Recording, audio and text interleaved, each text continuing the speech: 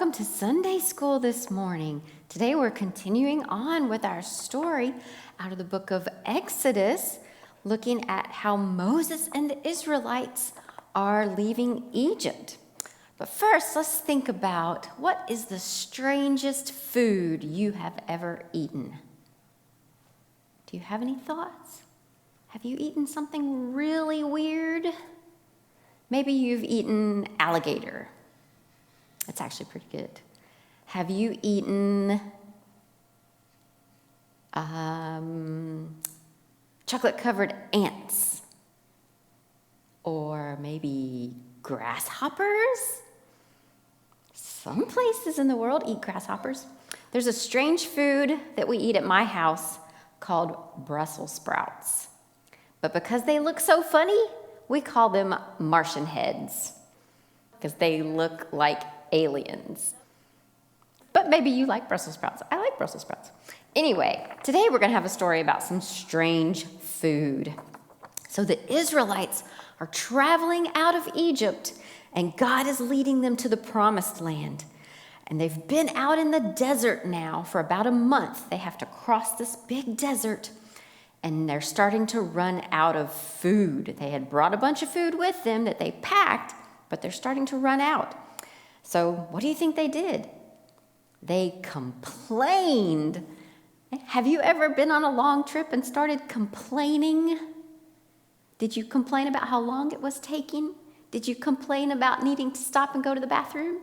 Or did you complain about wanting to get a snack? Well, I think the Israelites probably wanted a snack, or maybe more than a snack. So they were complaining about Moses and Aaron leading them away from Egypt. They wanted to go back and get all the food in Egypt again. But God wants to show them that He can be trusted to provide for their needs.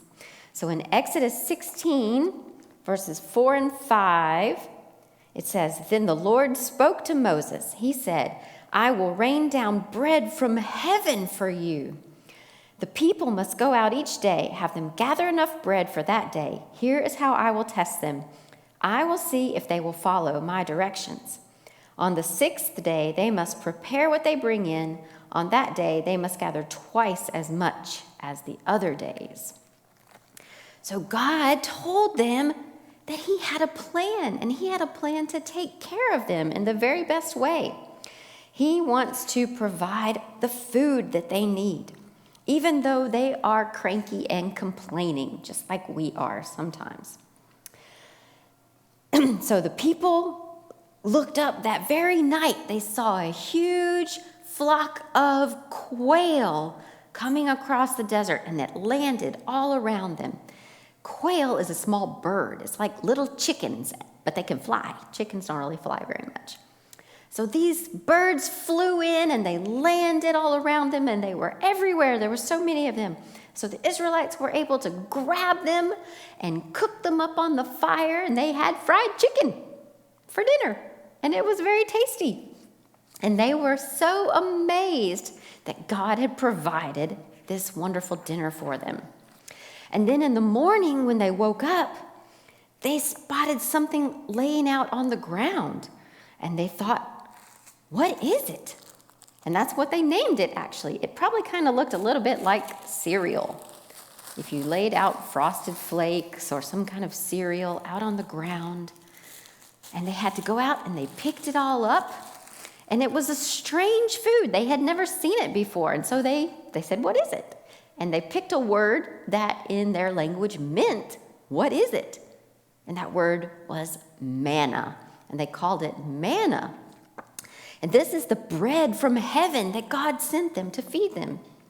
And no matter how much manna they picked up, there was always enough manna for all the people.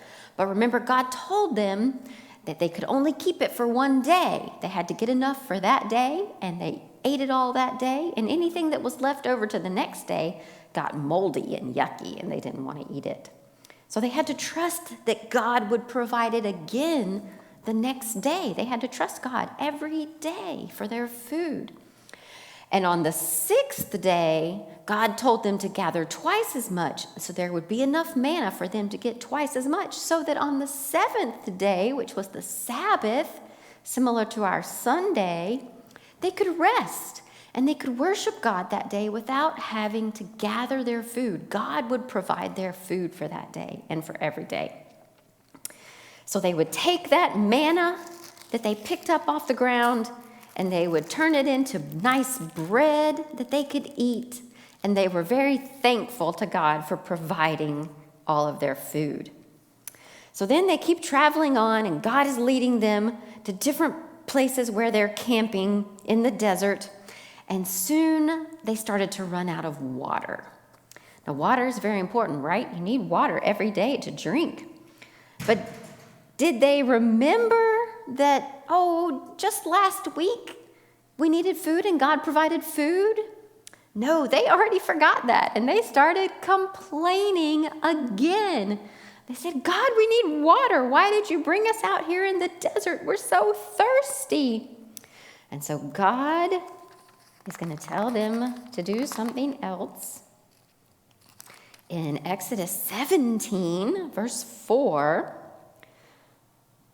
then Moses cried out to the Lord. He said, what am I going to do with these people? They are almost ready to kill me by throwing stones at me. The Lord answered Moses, go in front of the people. Take some of the elders along with you.